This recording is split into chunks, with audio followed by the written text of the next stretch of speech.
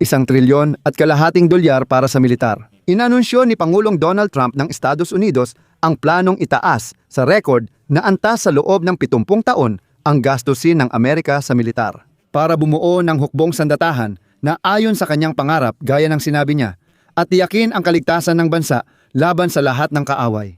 Hiniling ni Trump sa Kongreso ng Estados Unidos na dagdagan ng 50 bilyon ang budget militar simula Oktubre hanggang umabot sa $1.5 trilyong.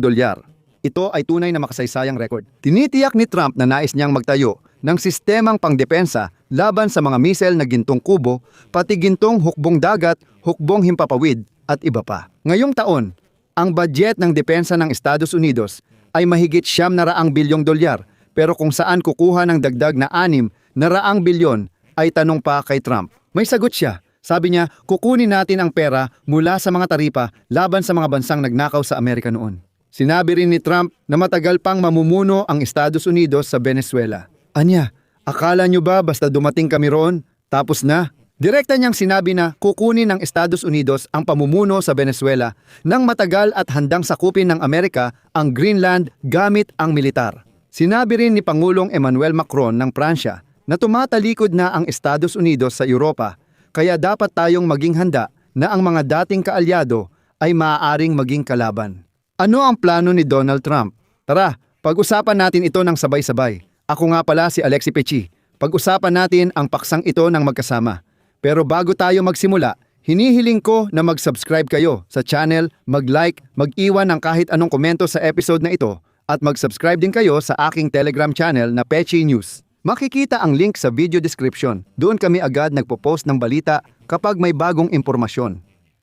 Kaya, inihayag ng presidente ng Estados Unidos na si Donald Trump ang plano na itaas ang gastusin sa militar ng Amerika sa pinakamataas na antas sa mahigit 70 taon upang bumuo ng isang hukbong pangarap na kayang magbigay ng seguridad sa Estados Unidos laban sa lahat ng kaaway sa buong mundo. Ayon kay Donald Trump sa Truth Social, sa 2027 dapat umabot sa $1.5 trilyong ang budget ng Pentagon. Paalala lang, nagsisimula ang fiscal year sa Estados Unidos tuwing Oktubre ng kasalukuyang taon, 26. Kung ikukumpara sa kasalukuyang taon, ito ay $900 bilyong. Ang gastusin ng Amerika sa militar na siyang pinakamalaki na sa buong mundo ay lalago ng higit pa sa 1.5 beses.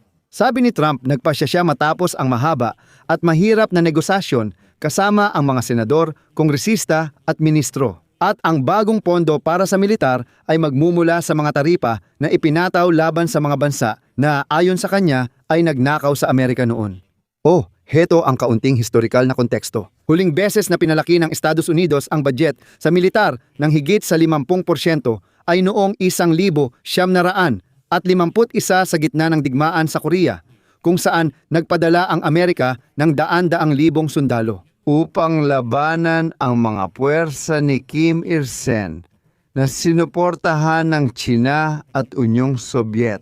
Ibig sabihin, noon ay malinaw ang digmaang Koreano. Kailangan ng mas malaking gastusin at doon huling pinalaki ng Estados Unidos ang budget ng militar ng 50%. Kahit noong panahon ni Ronald Reagan sa Cold War nang inilunsad ng United States ang Star Wars program at naglagay ng nuclear missile sa Europa, hindi rin ganoon kabilis tumaas ang budget ng militar. Halimbawa, noong 1981 pinalaki ni Reagan ng 25% at nadagdagan pa ng 20% noong 1982, ngunit hindi umabot ng 50%. Ang daan-daang bilyong dolyar na bagong pondo ay lahat napupunta sa Pentagon para pondohan ang mga defense program ni Donald Trump, kabilang ang sistema ng missile defense na Golden Dome, pati na rin ang proyekto ng modernisasyon ng hukbong dagat na Golden Fleet. Ibig sabihin, noong sinabi ni Trump ilang buwan na ang nakalipas na ayaw niya sa Amerikanong hukbong dagat at hindi magaganda ang mga barko, seryoso siya.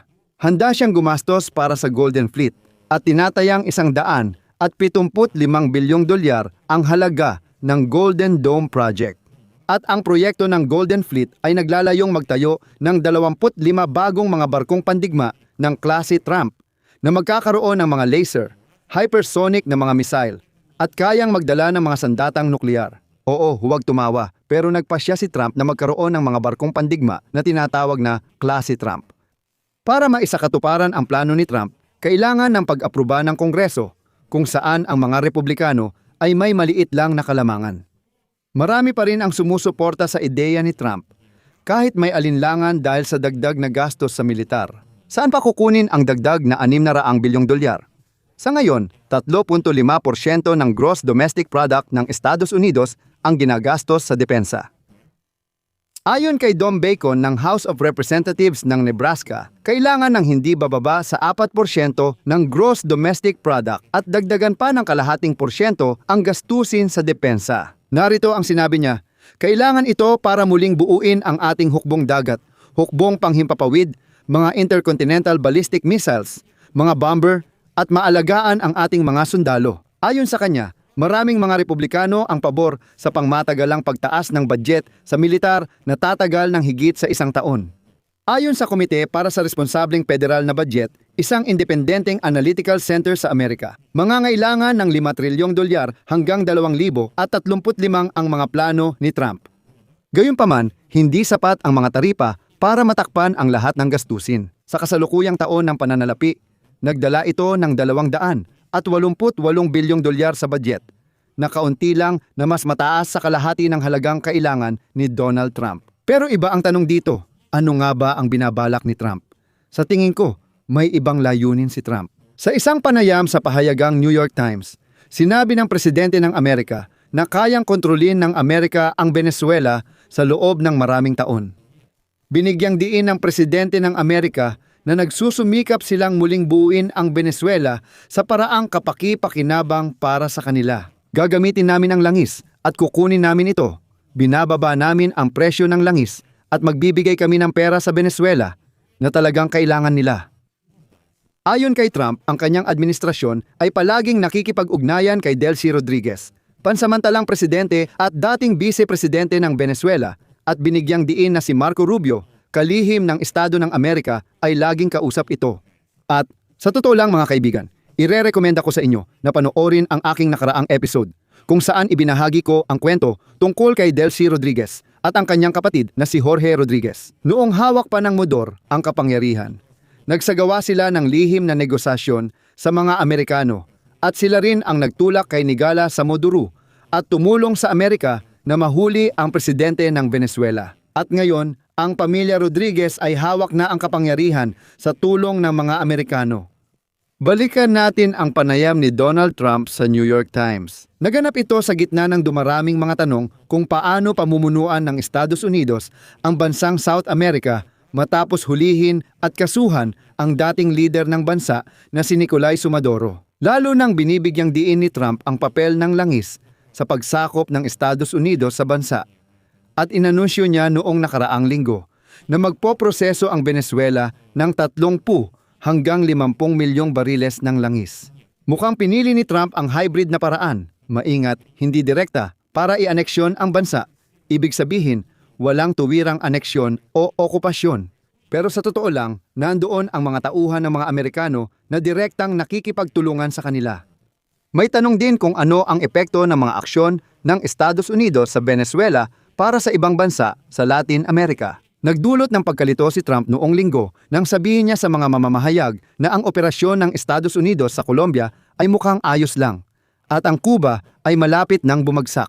Halimbawa, matapos ang operasyon ng Estados Unidos sa Venezuela, nagpalitan ng mga matitinding salita sina Pangulong Petro ng Colombia at Trump. Ngunit kalaunan ay sinabi ni Trump na isang karangalan para sa kanya na makausap ang Pangulo ng Colombia. Sinabi niya na mismong Pangulo ng Colombia ang tumawag sa kanya. Pinahalagahan niya ang tawag at sabik siyang makipagkita sa Pangulo sa malapit na hinaharap. Ibig sabihin, susubukan ni Trump na makipagkasundo sa Colombia. Kasabay nito, pinuna ni Pangulong Emmanuel Macron ng Pransya ang administrasyon ni Trump dahil sa hindi pagpansin sa pandaigdigang kaayusan na nakabatay sa mga patakaran.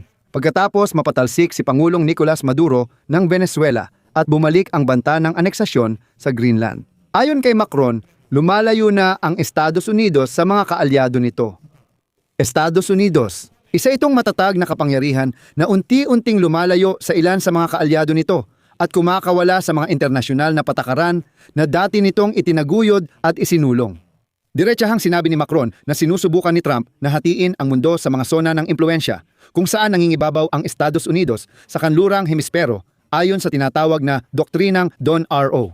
Gayunpaman, positibo ring tinaya ni Macron ang mga diplomatikong pagsisikap ni Trump na tapusin ang digmaan sa Ukraine. Narito pa ang isang sipi. Umuusbong tayo sa mundo ng makapangyarihang bansa kung saan totoong tukso ang paghati sa mundo.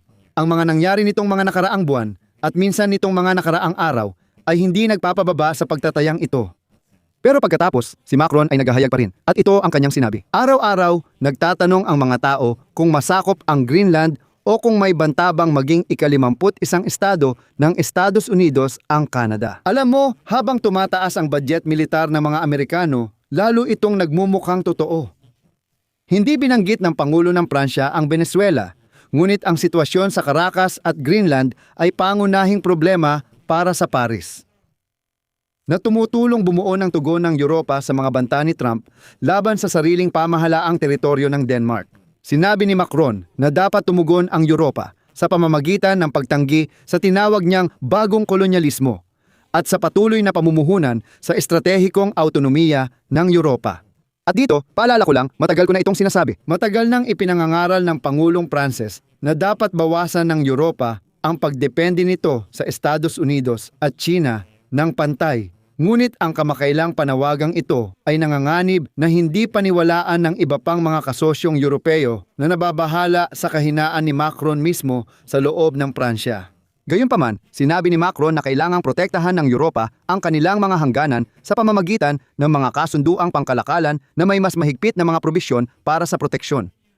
Kagaya ng mga nakapaloob sa mga kasunduan na pinapasok ni Trump sa mga panig na itinuturing niyang mga kalaban. Ngunit dapat pa ring idagdag na ang Europa, siyempre, ay dapat maging handa sa iba't ibang mga senaryo.